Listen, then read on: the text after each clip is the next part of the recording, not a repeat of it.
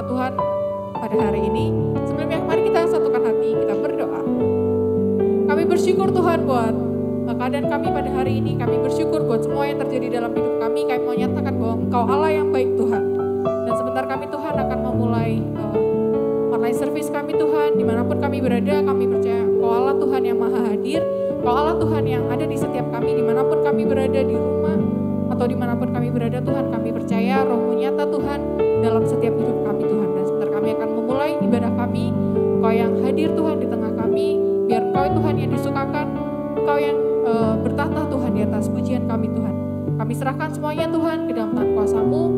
Bekerjalah Tuhan, dan kami serahkan Tuhan waktu ini ke dalam tangan kuasa-Mu Tuhan. Terima kasih di dalam nama Tuhan Yesus Tuhan yang siap memuji Tuhan, katakan amin. Yeay.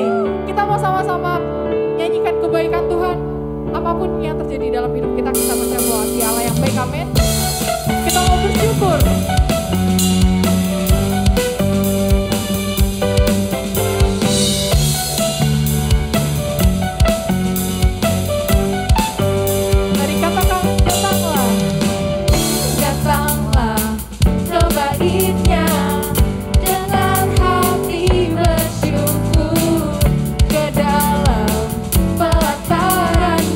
Dengan hati bersuka, dengan hati bersuka.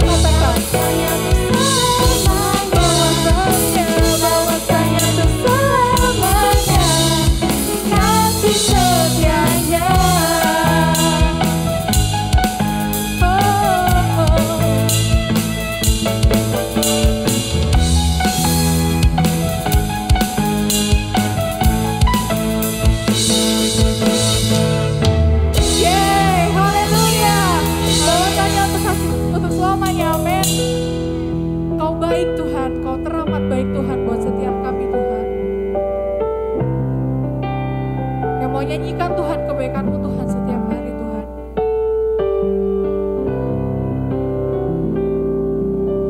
Ya Yesus Tuhan. Terima kasih Tuhan.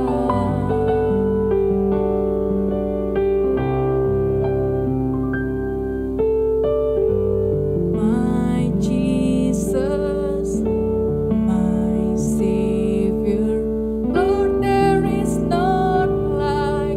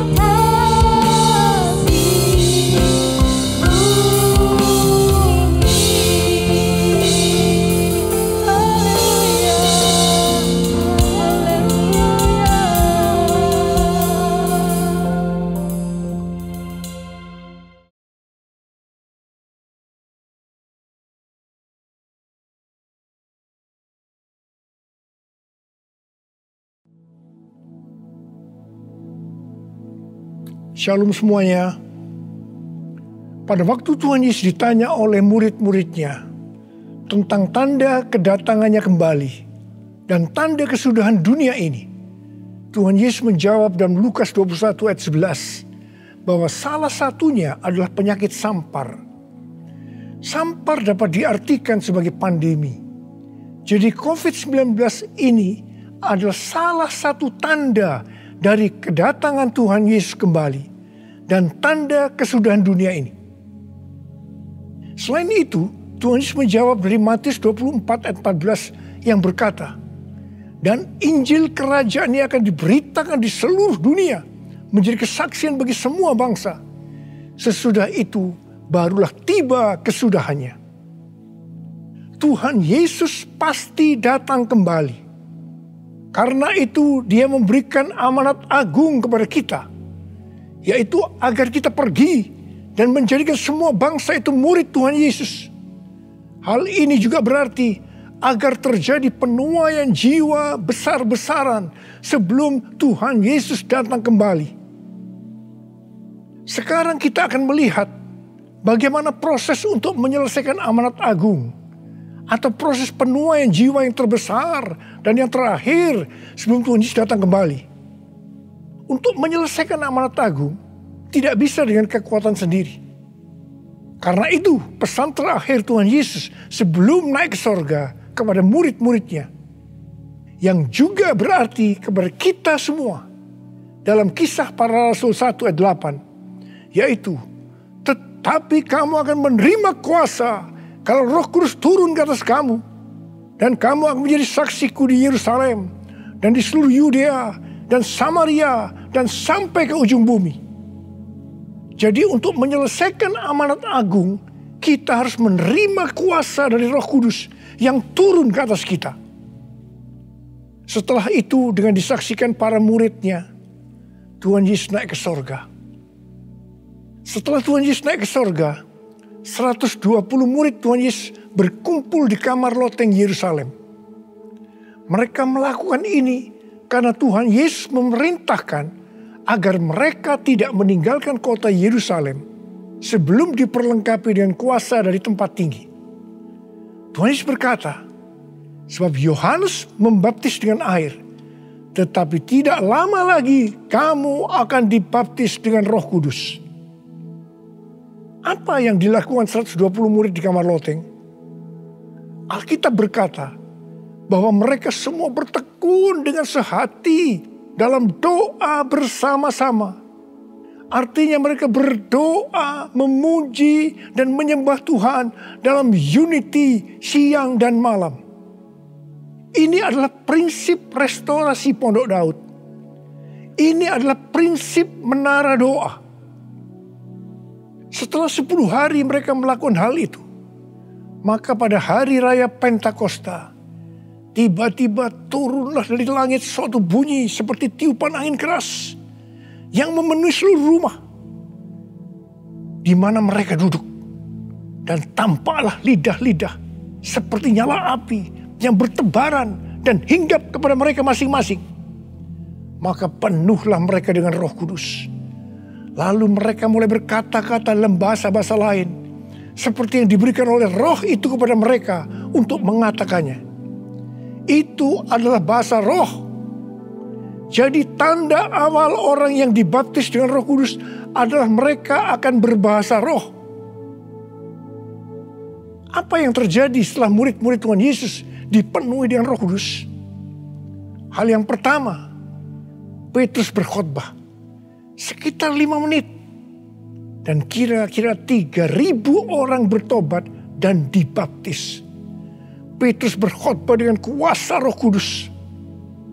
Pada zaman itu populasi penduduk dunia sekitar 255 juta orang. Sekarang penduduk dunia sekitar 7,8 miliar. Jadi 3.000 orang yang bertobat dan dibaptis pada waktu itu setara dengan sekitar 91.000 orang pada saat ini.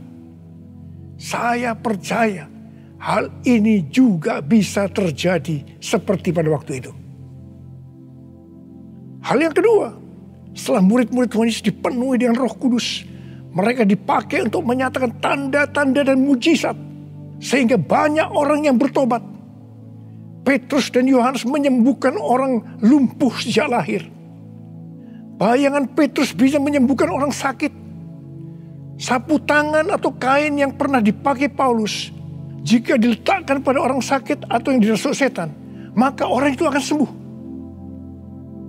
Dalam Markus 16 ayat 15 sampai dengan 18, Tuhan Yesus berkata bahwa kalau kita pergi untuk memberitakan Injil, maka tanda-tanda dan mujizat akan menyertai kita. Sejak tahun 2006, saya diperintahkan oleh Tuhan untuk mengadakan kebaktian kesembuhan ilahi. Selama 13 tahun, saya sudah mengadakan 318 kali kebaktian kesembuhan ilahi. Setiap kali saya berkhotbah, pasti saya memberitakan Injil. Tanda-tanda dan mujizat terjadi. Saya diizinkan Tuhan untuk melihat dan mengalami mujizat seperti yang dilakukan oleh Tuhan Yesus 2000 tahun yang lalu. Hal yang ketiga, setelah murid-murid Tuhan Yesus dipenuhi dengan Roh Kudus, maka cara hidup mereka berubah. Sehingga banyak orang bertobat. Yang pertama, mereka bertekun dalam pengajaran rasul-rasul dan dalam persekutuan. Ini bisa diartikan mereka suka membaca Alkitab. Mazmur 119 ayat 105 berkata, "Firman-Mu adalah pelita bagi kakiku dan terang bagi jalanku." Kalau kita suka membaca Alkitab, itu akan menuntun jalan hidup kita. Hidup benar sesuai dengan firman Tuhan. Kita akan menjadi orang yang berintegritas. Dan itu akan membuat orang lain bertobat. Firman-Mu pelita bagi kakiku, terang bagi jalanku. Firman-Mu pelita bagi kakiku, terang bagi jalanku. Waktu ku bimbang dan hilang jalanku, tetaplah Kau di sisiku. Dan takkan ku takut asal Kau di dekatku, besertaku selamanya.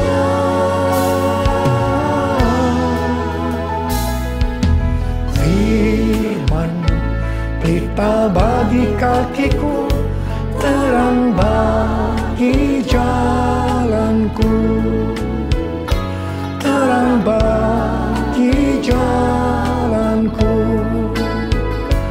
Terang bagi jalanku.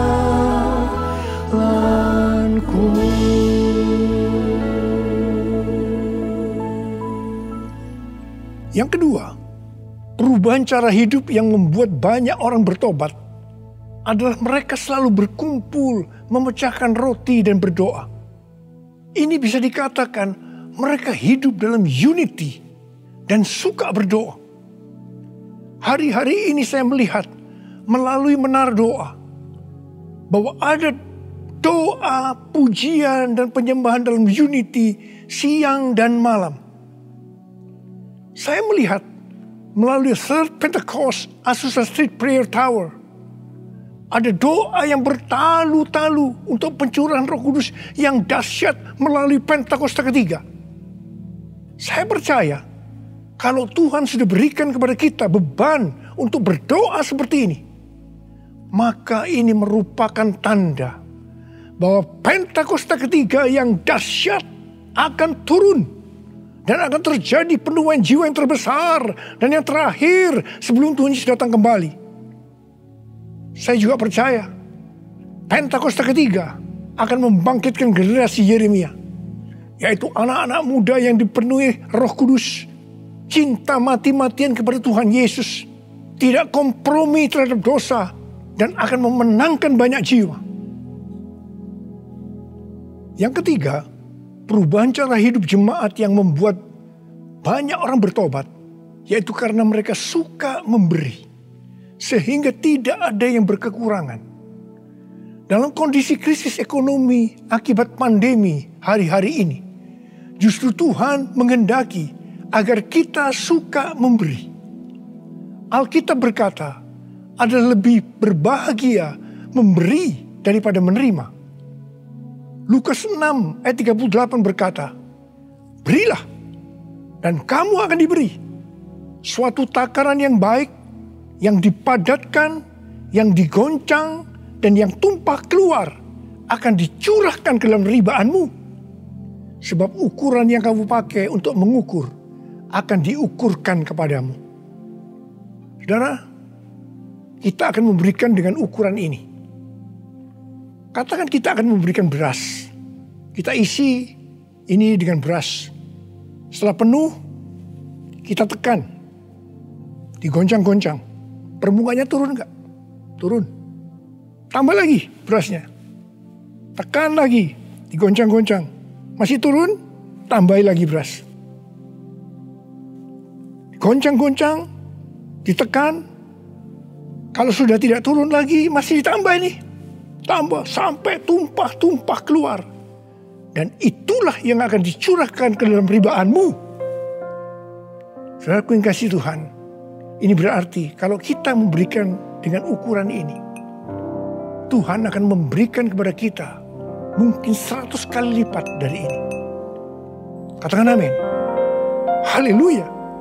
Aku percaya berkat-Mu atasku melimpah. Kebajikan, kemurahan selalu mengikutiku. Ku puji, ku sembah Kau Tuhan. Ku puji, ku sembah Kau Tuhan. Ku puji, ku sembah Kau Yesus. Yang keempat, perubahan cara hidup jemaat yang membuat banyak orang bertobat, yaitu mereka selalu bergembira dengan tulus hati sambil memuji Allah. Hidup dengan tulus hati artinya hidup sebagai orang yang berintegritas. Jadi perubahan-perubahan yang terjadi dalam cara hidup jemaat yang membuat banyak orang bertobat adalah mereka suka membaca Alkitab. Mereka suka berdoa.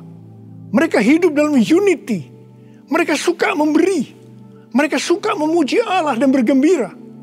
Tulus hati atau hidup berintegritas. Dikatakan bahwa mereka disukai semua orang. Dan tiap-tiap hari jumlah orang yang diselamatkan bertambah. Haleluya.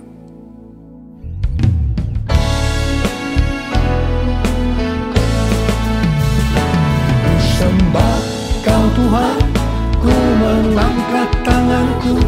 Selamanya Kau ajaib bagiku.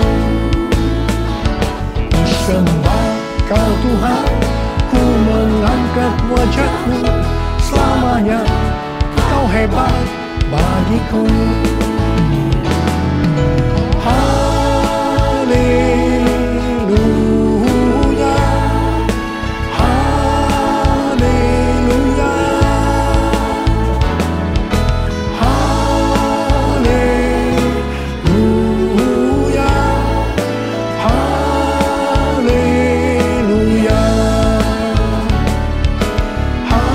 haleluya, haleluya.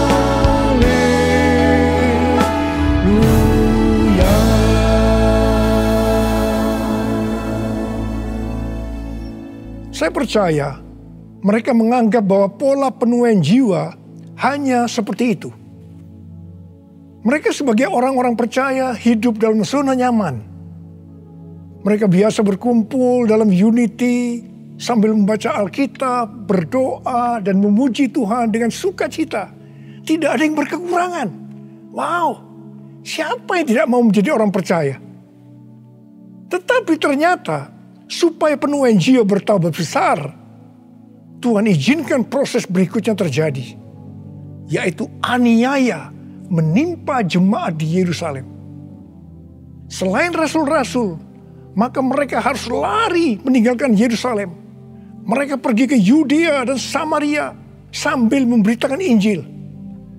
Jadi kalau tadinya penuaian jiwa hanya terjadi di Yerusalem saja, sekarang menyebar ke seluruh Yudea dan Samaria. Dan pola penuaian jiwa yang seperti ini masih terjadi sampai hari ini. Saya teringat kesaksian yang pernah saya dengar dari Gus Dur. Beliau pernah berkata, orang Kristen itu jangan ditekan-tekan. Sebab kalau ditekan, mereka akan meledak. Justru kalau dibiarkan dalam zona nyaman, mereka tidak akan berkembang. Karena itu, Tuhan izinkan hari-hari ini penderitaan, aniaya itu terjadi di antara orang-orang percaya. Supaya terjadi penuaian jiwa yang lebih besar. Saya percaya melalui masa pandemi COVID-19 yang membuat kita tidak nyaman. Banyak mengalami tekanan-tekanan. Ada yang mengalami sakit, bahkan ada yang meninggal. Tetapi justru ini akan mempersiapkan penuaian jiwa yang terbesar dan terakhir dalam era Pentakosta ketiga ini. Sebelum Tuhan Yesus datang kembali. Melalui semuanya ini, mari kita katakan bersama-sama, Tuhan Yesus, Engkau baik. Engkau sungguh baik dan sangat baik. Taruh tangan di dada kita kepada saya. Kepada saya. All my life you have been faithful. All my life you have been so good. With every breath that I am able, I will sing of the goodness of God. All my life you have been faithful. All my life you have been so good. With every breath that I am able, I will sing of the goodness of God. I will sing of the goodness of God. I will sing of the goodness of God.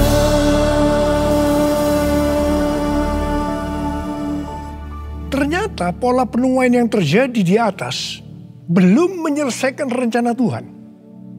Karena selain penuaian jiwa harus terjadi di Yerusalem, di seluruh Yudea dan Samaria, tetapi juga harus sampai ke ujung bumi. Tuhan mempunyai cara untuk membuat penuaian jiwa itu sampai ke ujung bumi, yaitu dengan terjadinya perubahan paradigma dalam pelayanan. Selama ini pengertian tentang keselamatan hanya untuk orang-orang Yahudi saja. Tetapi melalui peristiwa Kornelius, di mana Petrus diutus oleh Tuhan untuk mendatangi Kornelius yang bukan orang Yahudi, untuk memberitakan jalan keselamatan. Akhirnya mereka mengerti bahwa ternyata keselamatan bukan hanya untuk orang Yahudi saja, tetapi untuk semua bangsa. Dan ini mengakibatkan terjadinya penuaian jiwa besar-besaran. Haleluya. Jadi, mereka tidak hanya mengabarkan Injil di Yerusalem, Yudea, dan Samaria saja. Tapi sekarang mereka, termasuk kita juga, pergi ke seluruh dunia. Proses perubahan paradigma dalam pelayanan itu tidak mudah. Petrus harus diyakinkan oleh Tuhan. Kalau Tuhan berkata halal, jangan kamu berkata haram. Orang-orang yang bukan Yahudi adalah haram di mata orang Yahudi. Proses itu masih terus berlanjut untuk memberikan pengertian kepada orang-orang Yahudi, golongan bersunat dan juga orang-orang Farisi yang sudah bertobat. di mana mereka berpendapat bahwa orang yang bukan Yahudi yang percaya kepada Tuhan Yesus harus disunat dan diwajibkan mengikuti hukum-hukum Musa. Tetapi melalui sidang di Yerusalem, akhirnya mereka mengerti dan bisa menerima bahwa keselamatan bukan hanya untuk orang-orang Yahudi saja, tapi untuk semua bangsa.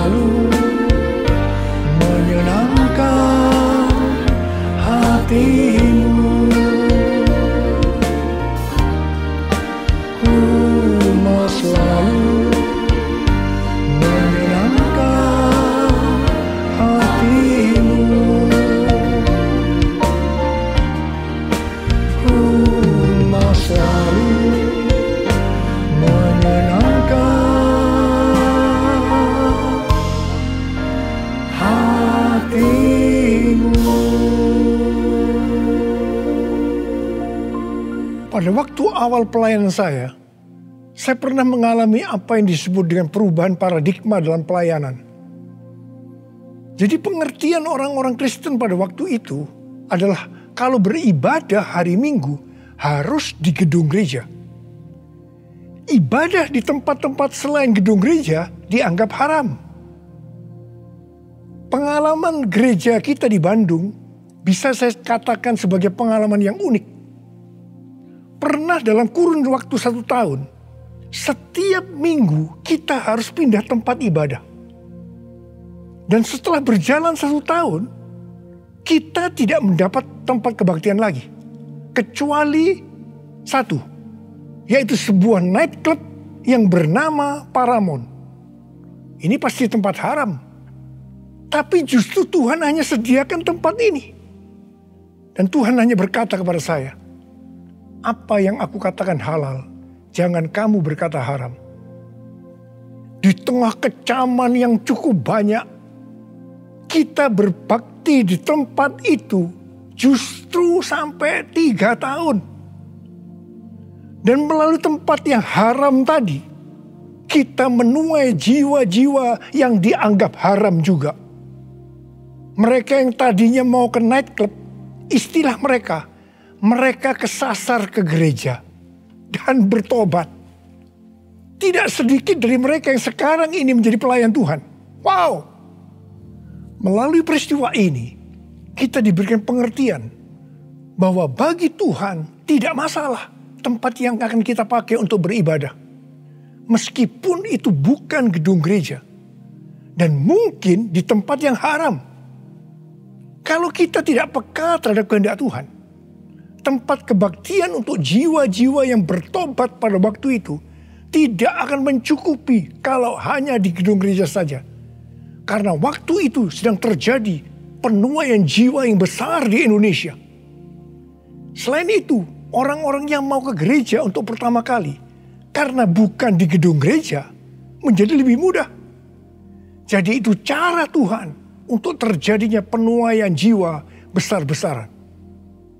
Hari-hari ini, untuk memasuki penuaian jiwa yang terbesar dan terakhir, Tuhan mencurahkan Roh Kudus-Nya yang kita sebutkan dengan Pentakosta ketiga.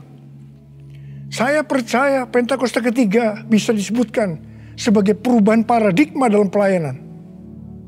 Terus terang, sampai dengan hari ini, banyak orang-orang yang belum mengerti tentang Pentakosta ketiga ini. Memang tidak mudah untuk mengerti tentang perubahan paradigma dalam pelayanan.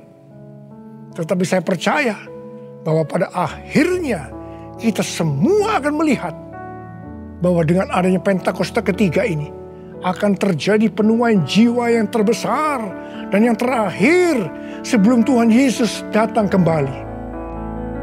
Hosana, Hosana di tempat yang tinggi. Hosana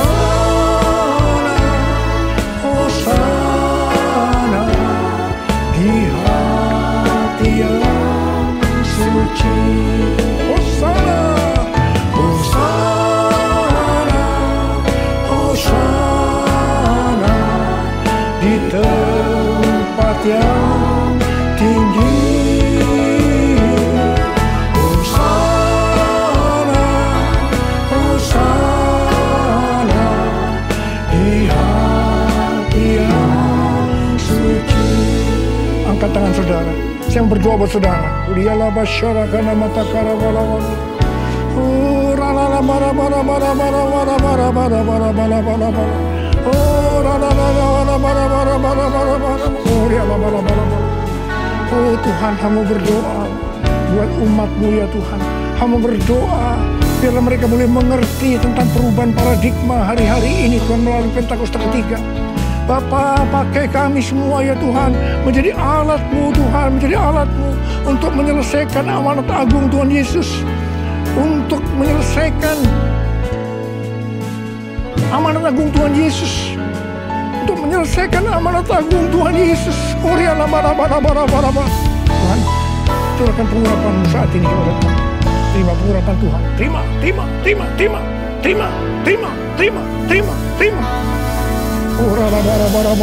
kasih. Terima kasih. Dalam nama Yesus. Dalam nama Yesus. Dalam nama Yesus. Amin. Mari saudara-saudara, kita akan masuk dalam perjamuan kudus. Kita akan mengingat ayat ini. Sebab setiap kali kamu makan roti ini dan minum cawan ini, kamu memberitakan kematian Tuhan sampai Ia datang. Perjamuan kudus adalah perjamuan Tuhan Yesus sendiri. Setiap kali kita masuk dalam perjamuan kudus, Tuhan Yesus selalu berkata, biarlah ini menjadi peringatan akan daku.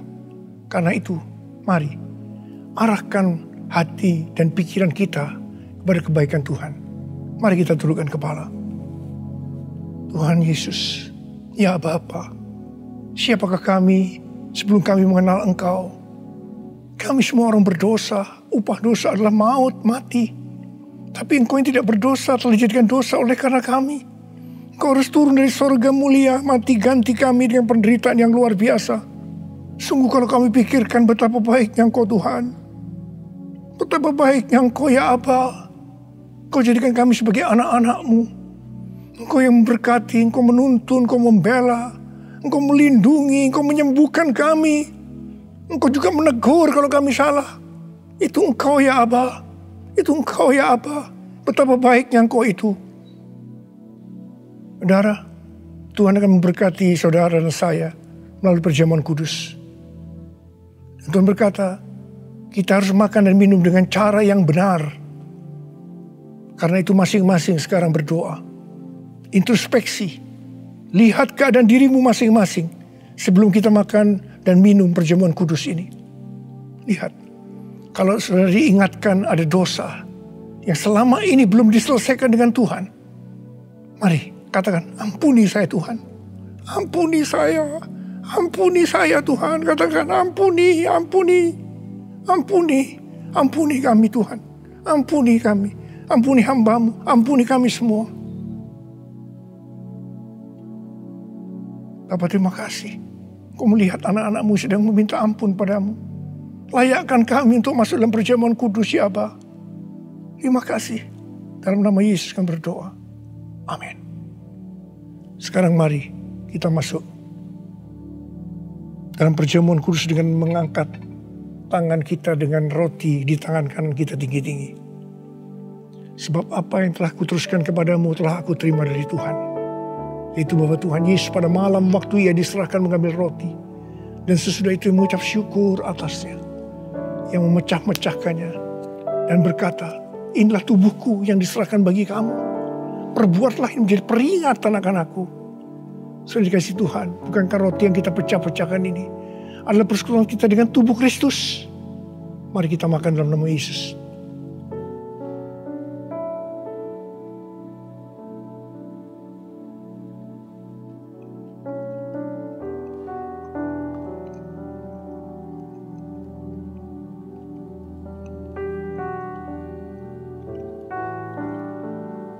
Mari angkat cawan di tangan kanan kita tinggi-tinggi. Demikian juga Ia mengambil cawan sesudah makan lalu berkata, cawan ini adalah perjanjian baru yang dimeteraikan oleh darahku. Perbuatlah ini setiap kali kamu meminumnya menjadi peringatan akan aku. Sudah dikasih Tuhan, bukankah cawan pengucapan syukur yang atasnya kita ucapkan syukur adalah persekutuan kita dengan darah Yesus. Mari kita minum dalam nama Yesus.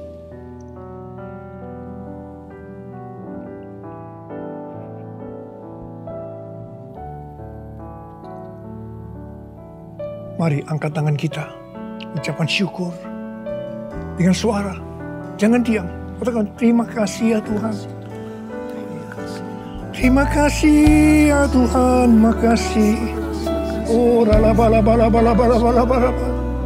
Engkau baik Tuhan, Engkau baik Tuhan, Engkau baik Tuhan. Oh, terima kasih, terima kasih. Tuhan Yesus, Engkau baik, Engkau baik. Dalam seluruh hidup kami, Engkau baik Tuhan, Engkau baik. Engkau sungguh baik, Engkau sungguh baik ya Aba, Engkau sungguh baik.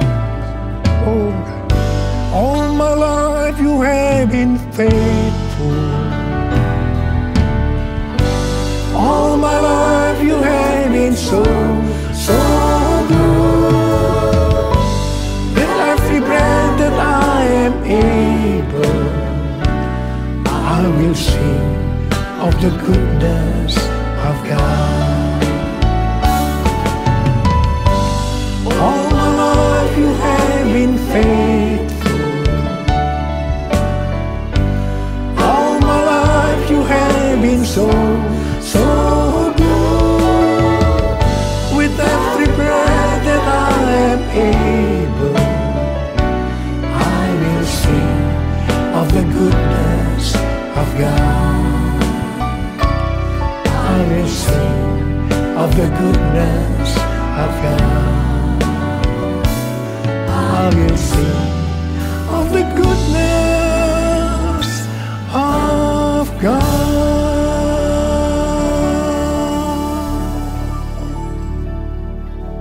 Terima kasih Abba. Terima kasih. Terima kasih. Terima kasih. Dalam nama Yesus. Amin. Mari angkat tangan saudara. Terimalah berkat Tuhan. Kasih karunia yang berlimpah-limpah daripada Allah Bapa dalam Anak yang tunggal Yesus Kristus.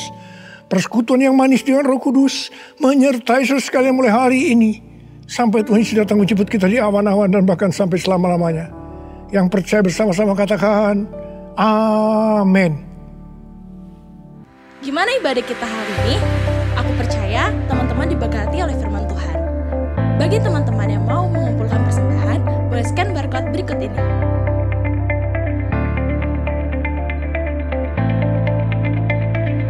Sampai bertemu di GC Youth Online Service berikutnya. God bless you!